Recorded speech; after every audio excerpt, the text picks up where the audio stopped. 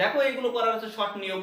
কি বলেছে? 5টি পেন, 7টি পেন্সিল আর 3টি ব্যাগের মোট 540 টাকা। তারপরে বলেছে 3টি পেন, 5টি পেন্সিল আর একটি ব্যাগের 460 টাকা।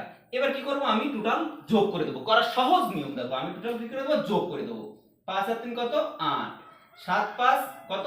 12 আর 4। এবার এটাও যোগ করতে হবে। এটা যোগ করলে কত হচ্ছে? 1000 হচ্ছে। এটা যোগ করলে কত হচ্ছে? 1000। এবার দেখো পরে আবার কি উত্তরে কি চেয়েছে, যে 2টি পেন, 3টি পেন্সিল আর একটি ব্যাগ, মানে 2টি পেন, 3টি পেন্সিল আর আছে একটি ব্যাগ। এটা কি করে দেবো? ভাগ করে দেবো। এটা কি করব? ভাগ করে দেবো। তাহলে ভাগ করে দিলে কত হচ্ছে? দেখো এখানেও 4 হচ্ছে, এখানেও 4 হচ্ছে, সবকটাতেই দেখো 4 হচ্ছে ভাগ করলে।